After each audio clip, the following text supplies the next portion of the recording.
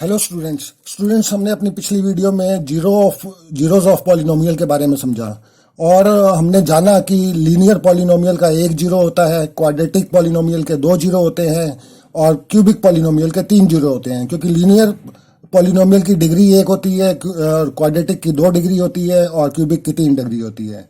तो हमने कहा था कि जिस पॉलिनोमियल की जितनी डिग्री होती है उसके उतने ही जीरो निकल के आते हैं, ठीक है ना। तो मैं आशा करता हूं कि आपको मेरा ये पिछला वाला जो टॉपिक है ये बड़ी अच्छी तरह से समझ में आ गया होगा। और अब हम अपने अगला टॉपिक जो है हमारा वो है relationship between zeros and coefficient of a quadratic polynomial. यानी कि इस रिलेशनशिप को जानने के लिए जीरोज और कोफिशिएंट का जो रिलेशनशिप है इसको जानने के लिए जो है हमें कुछ और बातें जो है वो सीखनी होंगी, जो कि बहुत इंपॉर्टेंट बातें हैं, उनको और समझना होगा। क्या है वो? जैसे मान लो standard form of polynomials, polynomial की स्टैंडर्ड फॉर्म क्या होती है, ठीक है ना। और value of a polynomial at a given point, कि किसी एक को एक हम बता दें कि इसकी वैल्यू ये है तो हमारे पॉलिनोमियल की वैल्यू क्या होगी। तो इन चीज़ों को हमें समझना बहुत ज़रूरी है, तभी हम जो है रिलेशनशिप क्रिएट कर पाएंगे, relationship between zeros and coefficient of a quadratic polynomial का, ठीक है ना।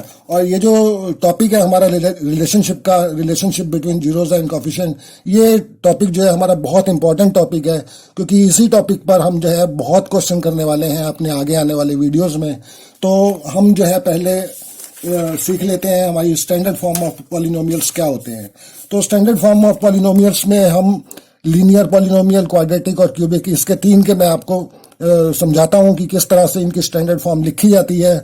और इनका स्टूडेंट्स आप कॉन्सेप्ट समझिए कि कॉन्सेप्ट क्या है इसको करने का। क्यों? क्योंकि हम कहाँ तक चीज़ों को रटते रहेंगे, क्योंकि ऐसे अगर हम रटने लग गए तो बहुत बहुत दिक्कत हो जाएगी हमारे लिए, ठीक है ना। तो हमें जो है रटना नहीं है, इन चीज़ों को समझना है। अगर आप समझ गए तो आप खुद ही बना लेंगे कि ये ऐसे होता है, ठीक है ना। तो रटने का जो है वो कभी कभी जो है हम भूल भी जाते हैं रटा हुआ। तो कॉन्सेप्ट्स को आप समझिए, ठीक है ना। तो हम स्टैंडर्ड फॉर्म ऑफ पॉलिनोमियल्स को देखते हैं पहले।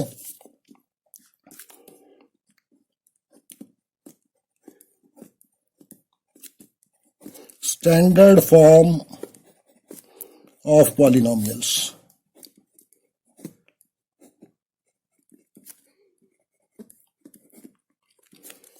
इसको समझते हैं। तो पहले हम जो है सबसे पहले जो है मैंने अपनी पिछली वीडियो में भी आपको बताया था कि जब हम किसी पॉलिनोमियल की स्टैंडर्ड फॉर्म लिखते हैं तो लिखते समय सबसे पहले जो है हम हायर डिग्री वाले टर्म को लिखते हैं, ठीक है ना। जिसकी डिग्री सबसे ज्यादा होगी उस टर्म को सबसे पहले लिखते हैं। उसके बाद डिक्रीजिंग, उसके बाद छोटी डिग्री वाले टर्म को लिखते हैं। यानी कि हम जितने भी टर्म्स लिखते हैं वो सब डिक्रीजिंग ऑर्डर में लिखते हैं, ठीक है ना। और हर टर्म जो है प्लस साइन के साथ जुड़ा रहता है। तो ये जो हमारा कॉन्सेप्ट है, ये हायर डिग्री वाला टर्म पहले लिखने का, उसके बाद छोटी डिग्री डिक्रीजिंग ऑर्डर में जो लिखने का जो ये कॉन्सेप्ट है, इसको आप ध्यान में रखिए। अगर ये आपके ध्यान में रहा तो आप किसी भी पॉलिनोमियल का स्टैंडर्ड फॉर्म अपने आप बना सकते हैं, ठीक है ना। तो मैं तरीका आपको बताता हूं। तो जैसे कि लीनियर पॉलिनोमियल को लेते हैं हम।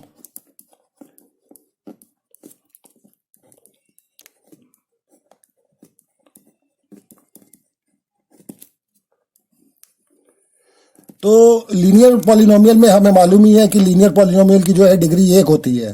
तो अगर डिग्री इसकी एक होती है तो सबसे जो पहले जो है सबसे बड़ी डिग्री वाला टर्म आएगा, उसके बाद छोटी डिग्री वाला टर्म आएगा। तो हम क्या कह रहे हैं कि सबसे बड़ी डिग्री वाला हम इसमें टर्म लिखेंगे। तो हम जानते हैं कि लीनियर पॉलिनोमियल की जो डिग्री होती है वो एक होती है, यानी कि सबसे बड़ी डिग्री एक है। तो इसका मतलब क्या हुआ? इसका मतलब ये हुआ कि सबसे पहले जो है एक डिग्री वाला टर्म यहाँ पे आएगा, उसके बाद प्लस का साइन लगेगा और एक डिग्री से फिर उसके बाद हम छोटा टर्म लिखेंगे। तो एक डिग्री से छोटा क्या होगा? एक डिग्री से छोटा जीरो होगा। तो यहाँ पे 0 डिग्री वाला कोई एक टर्म होगा,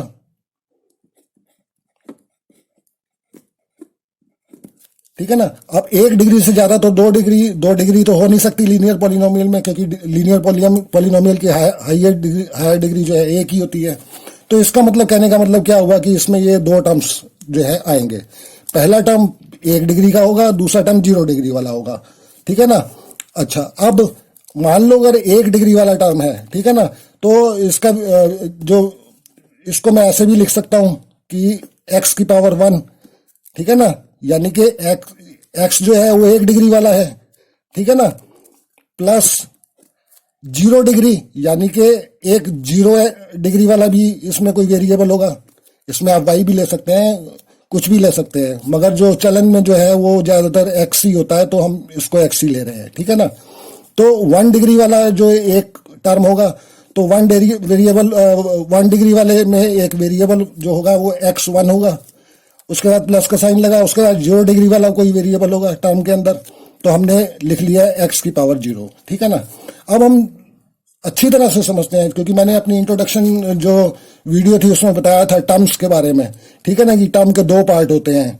तो हमने वेरिएबल वाला पार्ट तो लिख लिया, अब इसमें एक रियल नंबर जो इसका पहला पार्ट है उसमें एक रियल नंबर होता है, ठीक है ना। तो यहाँ पर रियल नंबर कोई भी हो सकता है, और वो जो नंबर है यहाँ पर वो हमें तो मालूम नहीं है कि क्या होगा, ठीक है ना। यहाँ पर कोई सा भी नंबर हो सकता है, अब हमें नहीं मालूम कि क्या नंबर है, तो हम क्या करते हैं कि यहाँ पर चाहे कोई भी नंबर हो उसको हम ए एज्यूम कर लेते हैं, ठीक है ना। उस नंबर को हम ए बोल देते हैं कि यहाँ पर कोई ए नंबर होगा, ठीक है ना। तो हमने इसको AX1 कर दिया। अब यहाँ पर ये जो टर्म है इसका भी कोई एक हमारा होगा यहाँ पे नंबर, वो नंबर ये वाला भी हो सकता है और नंबर कोई और भी हो सकता है, कुछ भी कोई भी नंबर हो सकता है। अब ये भी नंबर हमें मालूम नहीं है, ठीक है ना। तो इस नंबर को हम B मान लेते हैं, ठीक है ना, क्योंकि अगर A यहाँ रखेंगे तो ये तो यही हो जाएगा कि यही वाला नंबर यहाँ पर है, तो यहाँ पर कोई और नंबर भी हो सकता है, जरूरी थोड़ी है कि यही वाला नंबर यहाँ पर हो। तो इसलिए इस नंबर को हम B ले लेते हैं। तो इसको अगर हम आगे लिखें तो ये हो जाएगा AX प्लस B, x की पावर 0 जो है वो उसकी वैल्यू 1 होती है, तो B जो है 1 के साथ मल्टीप्लाई होगा तो B हो जाएगा, ऐसे हो जाएगा, ठीक है ना। और यही जो है लीनियर पॉलिनोमियल की स्टैंडर्ड फॉर्म होती है, ठीक है ना। इस फॉर्म में हम स्टैंडर्ड फॉर्म लीनियर पॉलिनोमियल को स्टैंडर्ड फॉर्म में रिप्रेजेंट करते हैं। और इसमें एक खास चीज और बहुत खास चीज है क्या, कि उसमें जो हमारा ए है, ए जो है वो हमारा कभी 0 नहीं होना चाहिए, बस ये एक खास ध्यान में रखने वाली चीज है। क्यों, अगर ए ही हमारा 0 हो गया, जैसे मान लो AX प्लस B है और इसमें मान लो मैंने A को 0 कर दिया, AX 0x प्लस B, तो ये जब 0x के साथ मल्टीप्लाई होगा तो ये तो 0 ही हो जाएगा, प्लस B, तो ये तो फिर पॉलिनोमियल ही नहीं रहा, लीनियर पॉलिनोमियल ही नहीं रहा, ठीक है ना। तो इसमें ये कंडीशन बहुत जरूरी है कि A जो है हमारा कभी भी 0 नहीं होना चाहिए। तो इस तरह से जो है ये हमारी स्टैंडर्ड फॉर्म होती है इसकी लीनियर पॉलिनोमियल की, ठीक है। अच्छा, अब आगे बात कर लेते हैं हम क्वाड्रेटिक की।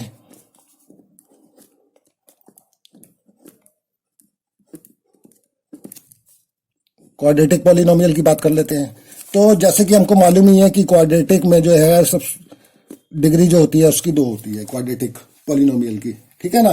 तो अब जब 2 डिग्री होती है तो इसका मतलब जो हाईएस्ट डिग्री वाला जो टर्म है वो 2 ही होगा, तो इसका मतलब एक टर्म जो होगा इसमें वो 2 डिग्री वाला होगा, ठीक है। 2 डिग्री के बाद हम प्लस का निशान लगाते हैं, उसके बाद 2 से छोटी डिग्री वाला टर्म होगा एक, यानी कि 1 डिग्री वाला कोई टर्म होगा।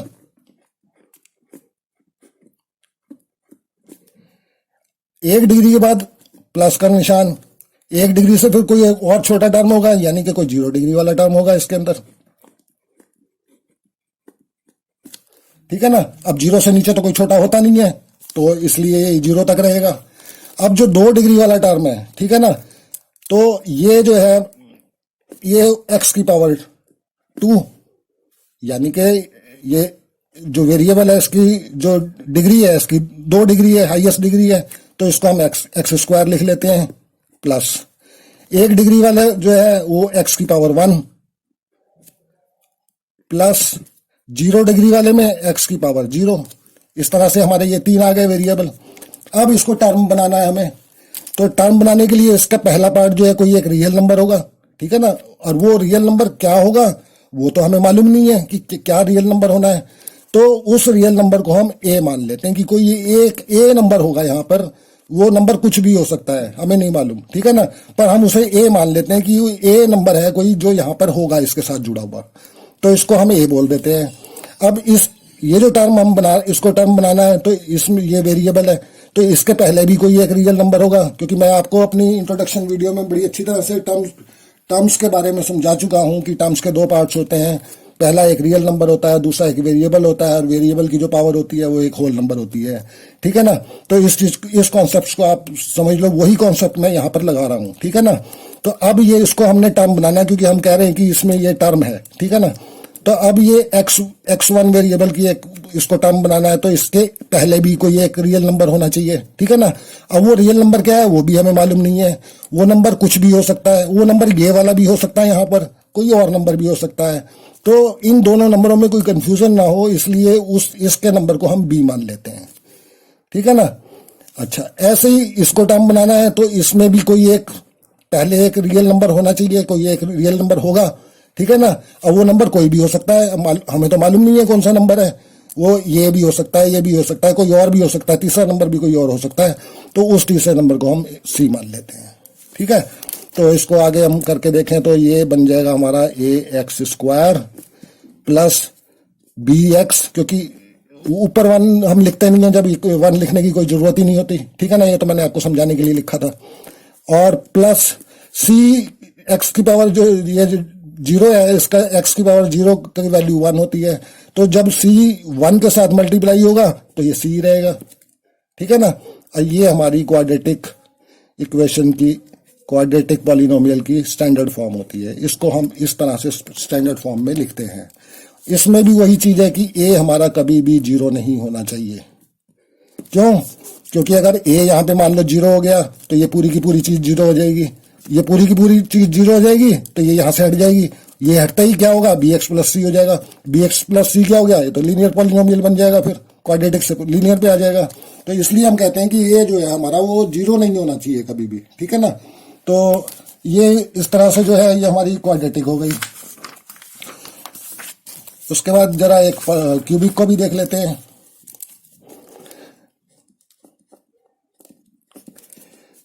क्यूबिक पॉलिनोमियल की हमें डिग्री मालूम है कि 3 होती है इसकी डिग्री।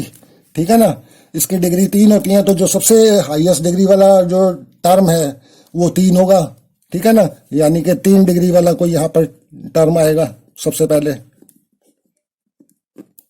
उसके बाद प्लस का निशान होगा। प्लस के निशान से 3 डिक्रीजिंग ऑर्डर में लिखना है हमें। ठीक है ना। 3 से छोटा नंबर कौन सा हुआ, 3 से छोटा नंबर 2 हुआ, तो 2 डिग्री वाला कोई टर्म यहाँ पे आएगा। ठीक है। उसके बाद प्लस का निशान, 2 डिग्री से फिर एक छोटा टर्म आएगा, 1 डिग्री वाला आएगा कोई टर्म यहाँ पे, 1 डिग्री से फिर छोटा एक टर्म आएगा, यानी कि 0 डिग्री वाला कोई टर्म आएगा। तो इस तरह से हमने लिख लिया। अब ये यहाँ पर 3 डिग्री वाला टर्म है, यानी कि 3 का मतलब है x³ होगा, यहाँ पर x की पावर 3 होगी। ठीक है। इतना तो हमें पता लग गया कि ये 3 डिग्री है, तो x की पावर 3 हो गई। प्लस ये 2 डिग्री वाला टर्म है, तो यहाँ पे x² आ जाएगा। प्लस 1 डिग्री वाला है, तो यहाँ पे x की पावर 1 आ जाएगी, और 0 डिग्री वाला है तो x की पावर 0 हो जाएगी। ठीक है। अब इनको टर्म बनाने के लिए फिर वही हम कॉन्सेप्ट को दोहराते हैं कि टर्म को बनाने के लिए टर्म का पहला पार्ट एक रियल नंबर होना चाहिए। तो यहाँ पर जो रियल नंबर है वो कोई ना कोई एक कोई भी एक नंबर हो सकता है, वो उस नंबर का हमें नहीं मालूम। ठीक है ना। तो हमें इस नंबर का कुछ मालूम नहीं है, तो इस नंबर को हम a मान लेते हैं। ठीक है। ऐसे यहाँ पर कोई और नंबर होगा, ये नंबर ये भी हो सकता है। ठीक है ना। तो नंबर का हम ये जर्नल फॉर्म लिख रहे हैं, स्टैंडर्ड फॉर्म लिख रहे हैं पॉलिनोमियल की, यानी कि किसी भी क्यूबिक पॉलिनोमियल को हम इस तरह से रिप्रेजेंट कर सकते हैं, चाहे वो दुनिया का कोई सा भी क्यूबिक पॉलिनोमियल हो। ठीक है ना। तो अब यहाँ पे रियल नंबर जो है हमें मालूम नहीं है, इसलिए इसके जो रियल नंबर है उसको हम बी जो है एज्यूम कर लेते हैं। और ये जो x1 के पहले भी इसको टर्म बनाने के लिए इसके पहले वाला जो नंबर है उसको हम c मान लेते हैं, और इसको हम d मान लेते हैं, क्योंकि ये सब टर्म तभी बनेगी ना जब इनके पहले कोई ना कोई रियल नंबर जुड़ा होगा। रियल नंबर, वेरिएबल और वेरिएबल की पावर होल नंबर, तभी टर्म कहलाती है। और टर्म के बीच बीच में जो है हर टर्म के बीच में प्लस का साइन होता है। ठीक है ना। तो अब ये इस तरह से हो गया, हमने वही चीज करी है यहाँ पर। तो इसको हम कह सकते हैं ax³ plus bx² plus cx, 1 है तो 1 नहीं लिखते हम। ठीक है ना। प्लस ये x की जो वैल्यू जीरो जो है इसका वैल्यू 1 होती है, ये हमें मालूम है। तो इसकी वैल्यू अगर हम पुट कर देंगे तो ये सिंपल d आ जाएगा यहाँ पे हमारा, जो कि एक कांस्टेंट नंबर है। ये हमारा क्यूबिक पॉलिनोमियल होता है, क्यूबिक पॉलिनोमियल की स्टैंडर्ड फॉर्म होती है, ठीक है ना। इसको हम स्टैंडर्ड फॉर्म बोलते हैं। यानी कि इसमें भी वही कंडीशन है कि a हमारा जो है वो जीरो नहीं होना चाहिए।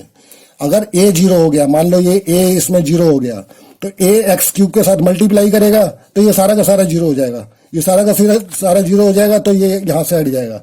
हटते ही क्या होगा, ये x की पावर 2 हो गई, x की पावर 2 होते ही ये क्यूबिक नहीं रहेगी, ये क्वाड्रेटिक पॉलिनोमियल हो जाएगी, ठीक है ना। तो इसका मतलब ये है।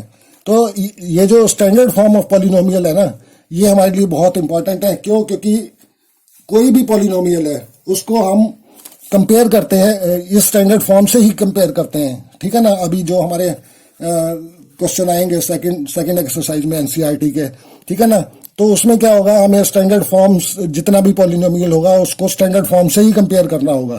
तो जब तक आपको स्टैंडर्ड फॉर्म नहीं पता होगी तो आप कंपेयर कैसे करेंगे, ठीक है ना। तो आपको स्टैंडर्ड फॉर्म ऑफ पॉलिनोमियल्स के बारे में बड़ा अच्छी तरह से जानना है, ठीक है ना। तो मैंने आपको पूरा ये बता दिया, आप क्यूबिक तक मैंने बता दिया आपको। इसके बाद बाई क्वाड्रेटिक आप अपने आप निकाल सकते हैं। इसके बाद कोई सा भी टर्म, कोई सा भी पॉलिनोमियल हो, उसको स्टैंडर्ड फॉर्म में आप अपनी तरह से अपने आप लिख सकते हो, ठीक है ना। तो अब मान लो कोई भी पॉलिनोमियल है, जैसे मान लो कंपेयर मैं आपको करके दिखाता हूँ। जैसे मान लो मैं कोई पॉलिनोमियल लिखता हूँ x square minus 2x minus 8, ठीक है ना। इसको अगर मैं स्टैंडर्ड फॉर्म से, ये पॉलिनोमियल जो है हमारा, ये क्वाड्रेटिक पॉलिनोमियल है। क्वाड्रेटिक पॉलिनोमियल कैसे? क्योंकि इसकी डिग्री है 2, ठीक है ना। जिसकी भी डिग्री 2 होती है वो क्वाड्रेटिक पॉलिनोमियल कहलाता है। तो इस जो पॉलिनोमियल को है, अगर हम अपने स्टैंडर्ड फॉर्म से कंपेयर करके देखें तो ये हमारा स्टैंडर्ड फॉर्म है, ये वाला।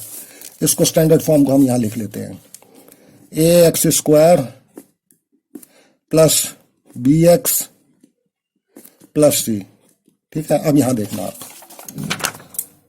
अब इस क्वाड्रेटिक पॉलिनोमियल को अगर हम स्टैंडर्ड फॉर्म से कंपेयर करेंगे इस वाली फॉर्म से, तो हमें साफ साफ पता लग जाएगा कि इसमें ए क्या है, ठीक है ना।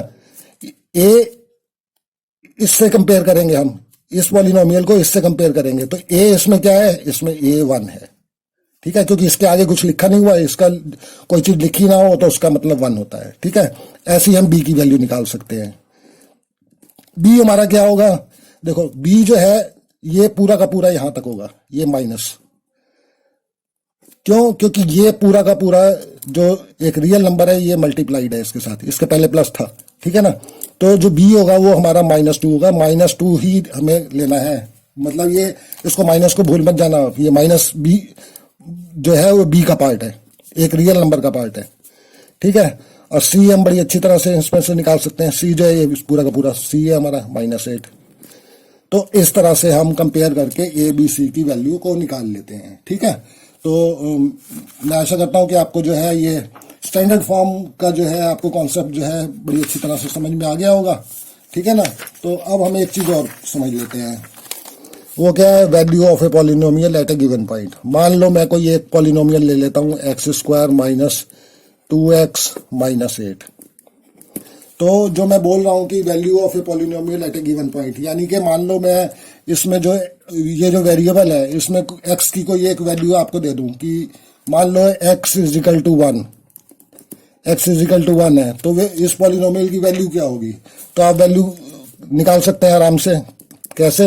ये जो x मैंने 1 बोला है, इस जहां जहां x है वहां पर वहां 1 को पुट कर दीजिए, तो पूरे पॉलिनोमियल की वैल्यू निकल के आ जाती है। तो x को वैल्यू रख के देखते हैं, 1 रखेंगे, एक्स स्क्वायर है तो 1 का स्क्वायर हो जाएगा, -2 इंटू 1, एक्स की जगह मैंने 1 रख दिया, -8, ठीक है ना। तो 1 का स्क्वायर 1 ही आएगा, -2 इंटू 1 इज इक्वल टू 2, -8। यानी कि 8 और 2 10, 8 माइनस का है, 2 माइनस का है, ये दोनों 10 हो जाएंगे माइनस के 10 में से 1 गया, माइनस का 9 आ जाएगा, ठीक है। तो अगर किसी पॉइंट पे x की वैल्यू 1 है तो ये जो पॉलिनोमियल है इसकी वैल्यू -9 होगी, ठीक है। इसका मतलब ये हुआ। अब मान लो इसी पॉलिनोमियल में मैं आपको बोल दूं कि x इज इक्वल टू 2 है, ठीक है। x की वैल्यू 2 पे, इस पॉइंट पे जो है हमें पॉलिनोमियल की वैल्यू को बताओ, तो सीधा सीधा हम क्या करेंगे, x की वैल्यू 2 है तो इस 2 को हम पूरे पॉलिनोमियल में पुट कर देंगे। जैसे मान लो 2 का स्क्वायर माइनस 2 इंटू 2 माइनस 8, भाई एक्स स्क्वायर में मैंने 2 रख दिया, 2x स्क्वायर कर दिया, 2x में मैंने x की जगह 2 रख दिया, और सेम इसको आगे सॉल्व करते हैं। तो 2 2 जा 4 माइनस 2 2 जा 4 माइनस 8, ठीक है। ये प्लस का 4 है, ये माइनस का 4 है, दोनों आपस में कैंसिल, वैल्यू इसकी आ जाएगी माइनस 8। यानी कि इस पर्टिकुलर पॉइंट पे इस पॉलिनोमियल की वैल्यू जो है वो ये है, ये कहने का मतलब हुआ इसका। तो स्टूडेंट्स, मैं आशा करता हूँ कि आपको मेरी जो जितना भी मैं आपको समझा रहा हूँ वो आपके अच्छी तरह से समझ में आ रहा है।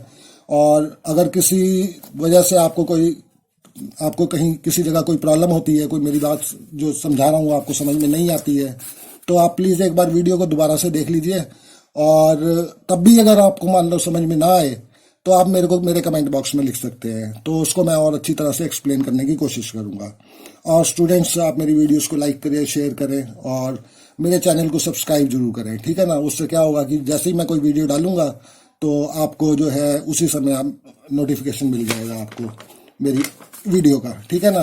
तो अब हम जो है अपनी अगली वीडियो में जो है relationship between zeros and coefficient of a quadratic polynomial, इसको हम समझेंगे, ठीक है। कि ये रिलेशनशिप क्या है, क्योंकि ये रिलेशनशिप हमारे लिए बहुत इंपॉर्टेंट है, इसी के ऊपर बेस्ड हमें बहुत क्वेश्चन करने हैं, ठीक है ना। तो स्टूडेंट, मिलते हैं अपनी नेक्स्ट वीडियो में, तब तक के लिए ओके बाय, थैंक्स।